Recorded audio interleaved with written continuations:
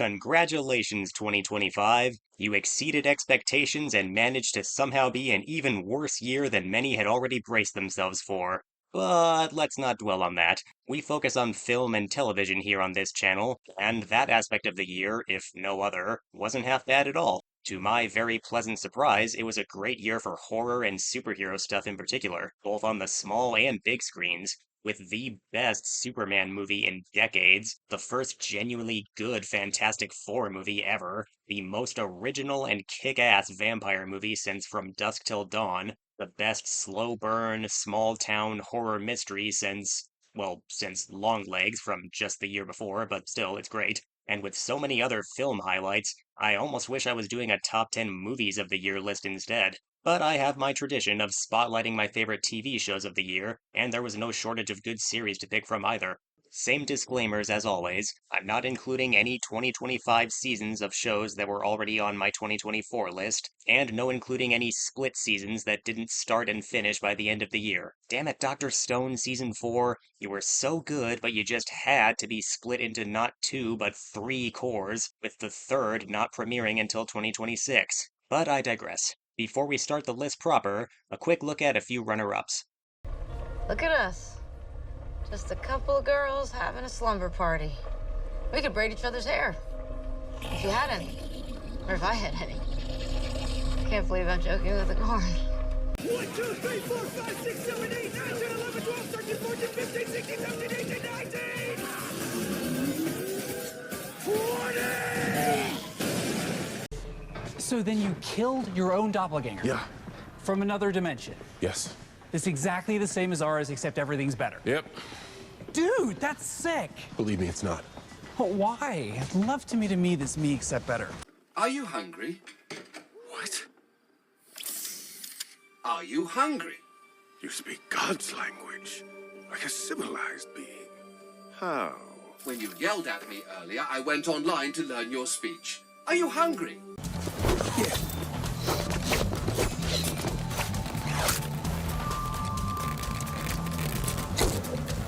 Same old boring moves.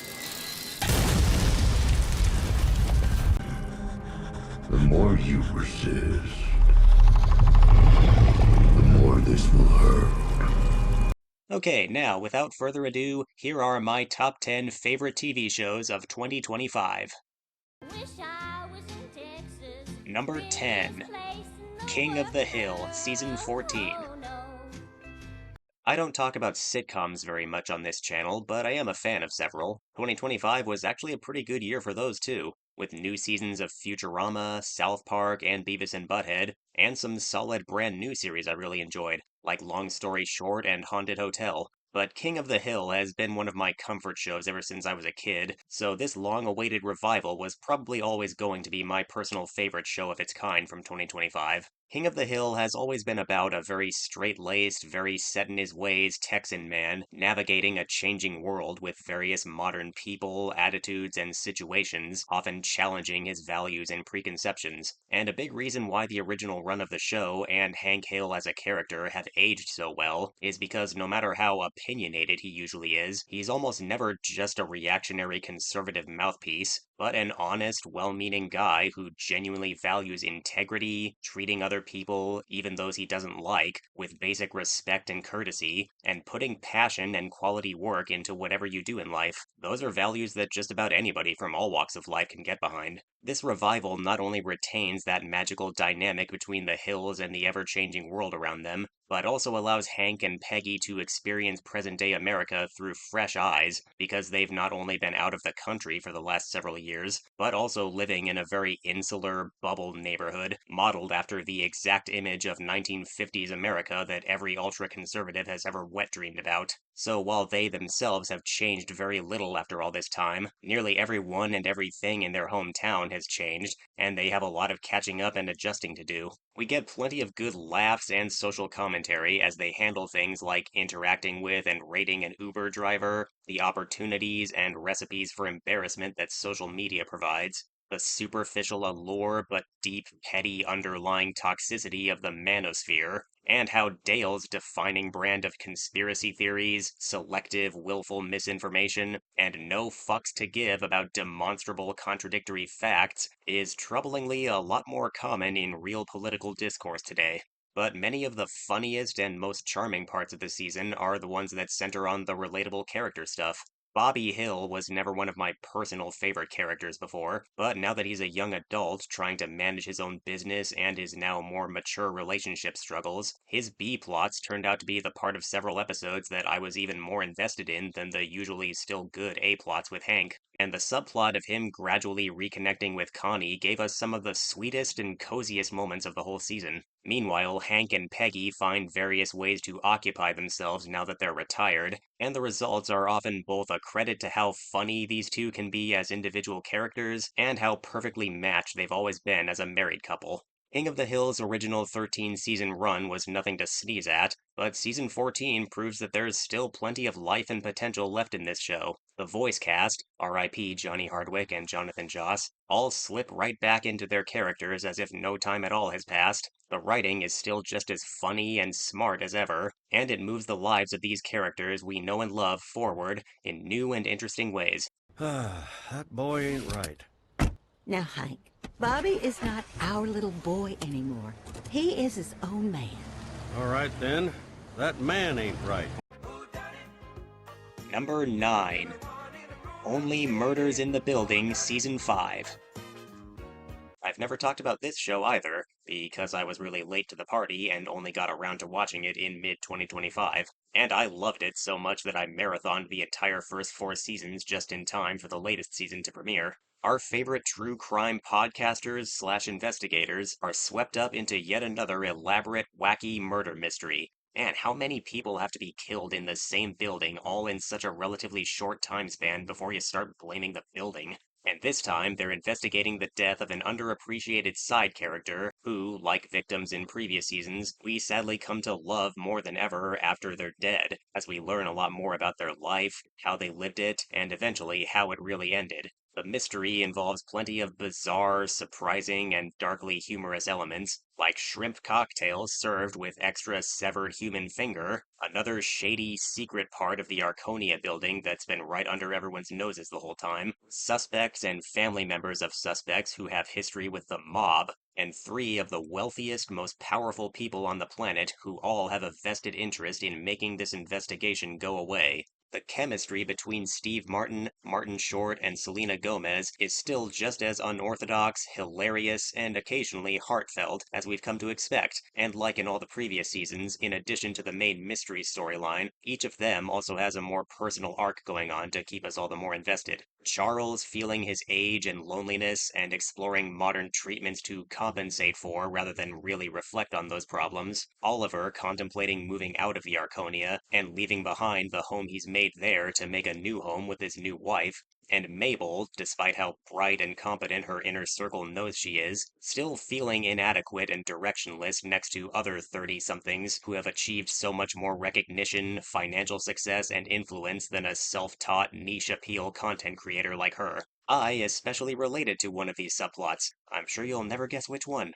The mystery, as usual for this show, is cleverly thought out and plotted, intriguing to see our heroes uncover little by little, and chock full of strangeness, tension, and laughs. Other celebrity guest stars, also as usual, are handled delightfully, with Christoph Waltz being simultaneously the creepiest and funniest of the 3 billionaire suspects, Meryl Streep continuing to be more than clever, quirky, and funny enough to be the unofficial 4th member of the team, plus she and Martin Short are still always adorable together, and Paul Rudd playing his 3rd character in this show as the voice of the Arconia's new robot doorman. God, remember how in Rocky IV a household robot coming out of nowhere felt incredibly random and out of place? But now it's actually not too far off from something that could happen in real life. If Season 5 has a unique main theme of its own, it would be each of our heroes reckoning with how their lives are going right now versus how they feel they should be at their current ages, and the reality that their relationships, priorities, and the world around them will inevitably change.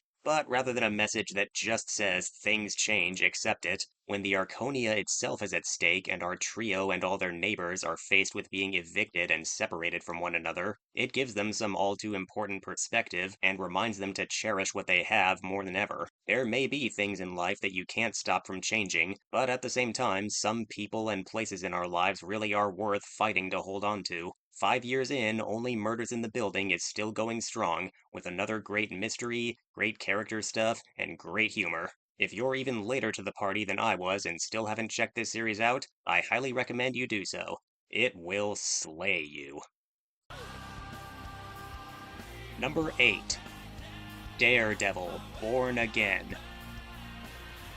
As a big fan of the Daredevil series from the bygone Netflix era of Marvel shows, I had been looking forward to Born Again since its first announcement. Then I heard that while Charlie Cox and Vincent D'Onofrio were returning, the show was aiming to be a reboot that would ignore the previous series and the other Netflix shows as non-MCU canon, and my expectations dropped, because that sounded like a huge waste of storytelling potential. Then, later, I heard the show was being overhauled, the Netflix series were officially canonized, and Born Again was being reworked into something much closer to a proper fourth season of the original show, complete with Karen Page, Foggy Nelson, Bullseye, and the Punisher all set to return. And my expectations perked way back up, though I was cautiously optimistic. Knowing the show they started with was re-envisioned and recycled into something else mid-production, I figured that would probably result in a not entirely cohesive final product. Episode 5 especially sticks out like leftover material from a tamer, more episodic version of the show that I guess they just wanted to work in because it was already filmed and they didn't want to scrap it.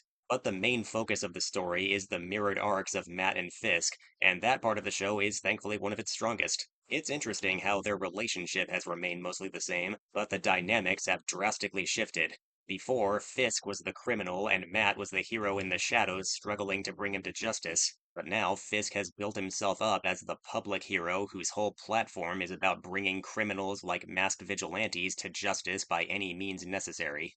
I don't blame fans for being pissed about how little Karen and Foggy were actually in the new series, and the specific way they were sidelined, because that did shock and disappoint me too at first. But I also can't help but commend the show not only for having the balls to make such a move at all, but also for how effective the emotional fallout was. Matt's arc here frames him much like a recovering addict, trying to manage what he knows is an unhealthy compulsion that's always tempting him. He decided that for all the good he tried to do, and for all the exhilaration and sense of purpose that being Daredevil gave him, it finally took too heavy a toll on his life, his relationships, and his overall mental and emotional health, and it needed to stop. He spends much of the season trying to lead a normal, stable life and trying to do as much good as he can as a full-time lawyer, but he faces frustrating limitations, moral compromises, and tragedies that gradually remind him what the symbol of Daredevil really meant to him and what it still means to the average civilian. In a city where a serial killer is on the loose, turning his victims into twisted art pieces, corrupt cops are appropriating the logo and methodology of the Punisher, and the Kingpin is now the mayor, playing the system and controlling the narrative so he can get away with running his city as ruthlessly as he ran his underworld empire. Daredevil and other crime fighters like him are arguably needed now more than ever. Like the original Daredevil show, Born Again focuses on the darker, more violent street level side of the MCU, more seriously discussing the topic of vigilantism and what can happen when people on either side of the argument go too far in the name of serving justice and keeping people safe. And at its heart, there's deeper character work strong enough to make an impassioned argument scene infinitely more enthralling than even the best action scenes. So far, Born Again hasn't reached the same heights as the Netflix run, but I think it's a worthy continuation with potential to reach even higher heights in the future. Number 7. Your Friendly Neighborhood Spider-Man.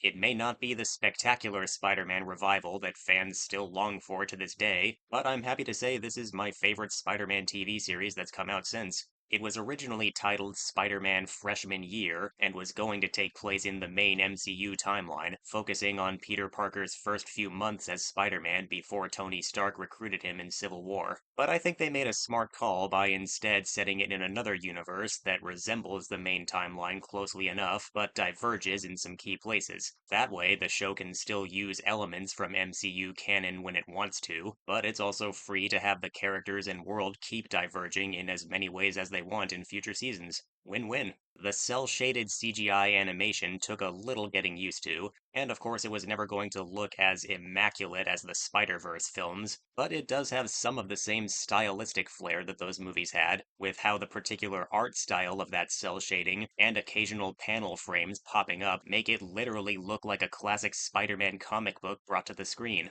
Just look at the shape and line work of that guy's face. That is Jack Kirby as hell right there. The look really helps give Friendly Neighborhood a distinct visual identity next to all the other different Spidey TV series, and the actual animation quality make the web swinging and fight scenes particularly colorful, smooth, dynamic, and all around fun. I really enjoyed how well the writers delivered the kind of stuff that we expect to see in Spider-Man stories, while also doing some very different and surprising things with the characters that really help this series stand out and feel fresh, even for longtime fans. What if MCU Peter Parker went to a different high school instead of Midtown, met a different best friend instead of Ned Leeds, and got taken under the wing of a different mentor instead of Tony Stark? Norman Osborn may be one of Spider-Man's arch-enemies in virtually every other universe, but hey, this Peter doesn't know that. And like Stark, he's also a super rich genius who can provide technology, support, and advice for a young, inexperienced superhero. Even though you know something has to go wrong sooner or later because this is still Norman Osborn, he actually does come off just sincere enough about wanting to guide and build up a kid with great potential that you really do see why Peter admires and trusts him. It's a more believable and endearing mentor-mentee relationship than I thought there could ever be between these two characters, but that's the fun potential of alternate universe stories like this. The other different thing this series handles unexpectedly well is taking a younger version of Lonnie Lincoln, aka Tombstone of all characters, and making him pretty much the deuteragonist of the show, with almost as much focus as Spidey. He gets a pretty sympathetic and compelling origin story of his own, and actually becomes pretty good friends with Peter. So, while him becoming one of Spider-Man's opponents later feels just as inevitable as it does for Norman, the conflict will likely play out more interestingly this time, because we now have such different emotional investment in these versions of the characters and their relationships. This series also has a bunch of superficial but still cool little things that just made me a happy fanboy, like more Daredevil. This was just the year of Charlie Cox returning with a vengeance, wasn't it? And he actually meets Spider-Man while both are in full costume, which still has yet to happen in the main MCU. Peter also wears the Future Foundation spider suit for a few episodes, which I loved. That's easily one of my favorite alternate looks for Spidey. Harry Osborn is a really cool, likable dude who handles the teen drama stuff pretty maturely, and I would actually want to hang out with him in real life. Scorpion was the most genuinely menacing and brutal I've ever seen him, which makes this by far the most I've ever genuinely enjoyed that character. All in all, this latest incarnation is an equal parts familiar and fresh take on the iconic webhead and his supporting cast. It once again has a young Peter Parker wrestling with what can, and more importantly, what should come with great power, but it has him discover his own answers through an altered but no less action-packed or compelling journey. It may look different, it may have some different character dynamics, and it promises to keep taking this little corner of the Spider-Verse in different directions going forward, but the real spirit of the show still never fails to genuinely feel like your friendly neighborhood Spider-Man.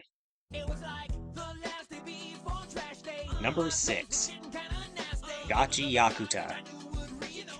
It's not every day a new anime series presents a protagonist, inciting incident, and world that all have me so thoroughly on board right from the first episode. Rudo is as much of a sympathetic underdog as any good shonen anime protagonist. He's a scruffy orphan who lives on the shitty side of a flying island city that's literally split down the middle between the haves and the have-nots. He's an outcast who gets picked on for his hobby of collecting trash and fixing it up, and he even has a precious little crush that he adorably struggles through his deep social ineptitude to express to her. However, he also proves to be a much darker, more intense character than many shonen heroes, after he's framed for murdering the one person who ever treated him like family, strung up by a lynch mob, and tossed into the abyss below where all the rest of the trash goes. He wakes up in a vast junkyard world with so much accumulated trash that it takes on a life of its own as gigantic trash beasts, discovers cool trash manipulating superpowers he never knew he had, joins the Cleaners, a merry band of trash beast exterminators with similar powers, and vows to find a way back to his former home in the sky someday so he can make all those bastards pay.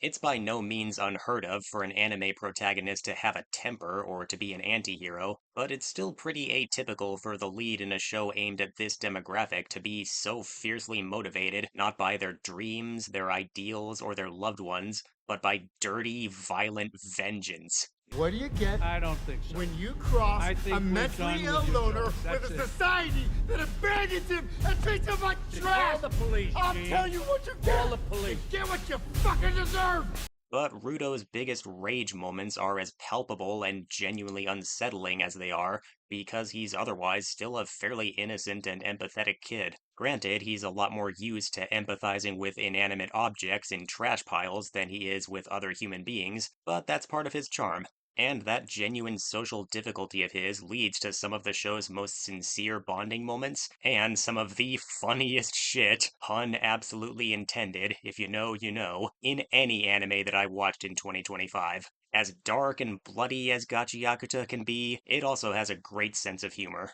They say one man's trash is another man's treasure, and the whole superpower system of this world and the real thematic heart of the story are both based in that very sentiment. Objects and even fellow human beings that some discard as trash can prove to be of tremendous value for someone who sees the real potential in them and treats them with the right care. The Cleaners each have their own unique tool, or vital instrument as they're called, that they can turn into trash beast slaying weapons, essentially powered by the feelings of special personal meaning that the wielder imbues them with. That empathy for abandoned objects that Ruto was once ridiculed for is now exactly what allows him to kick ass, literally empowering discarded stuff into new forms that can prove their true worth in battle. And that's just one of the many reasons why life is actually way, way cooler on the ground than back where he grew up. Sure, there's danger everywhere, like giant trash monsters, human traffickers, villains who also wield vital instruments, and days where the forecast is cloudy with a chance of trash raining down, but there's also so much more freedom of expression, and the different merits that each person's unique passion can bring to the table is celebrated. Anybody with the power to use a vital instrument, from graffiti artists, to clothing designers, to receptionists, to little kids wearing kaiju costumes, can all contribute insanely useful abilities to the team effort just by using their instrument to do what they love to do anyway. The mysteries, world building, and fight scenes are all good stuff, but sometimes just watching these characters bantering, supporting each other, letting their freak flags fly, and the sheer punk rocker found family spirit of it all are the real most gratifying part of the show. Gachi Yakuta delivers the kind of popcorn entertainment we expect from a shonen action anime, but even its tropiest parts benefit from just how strong its character writing is, and how creatively it uses the variety of powers at play. And its conceptually, visually, musically, and philosophically punk-ass attitude is just so infectiously fun to lose yourself in as you get to know these characters and their world. Anybody who passes over this series as same old anime trash doesn't know what they're missing, because it's shaping up to be a new modern anime treasure. And yeah, we're splitting one of these countdown videos into two parts again. Thank you guys for sticking around this long already, and I hope you'll tune in for part 2, coming soon. Very soon, I promise. See you then.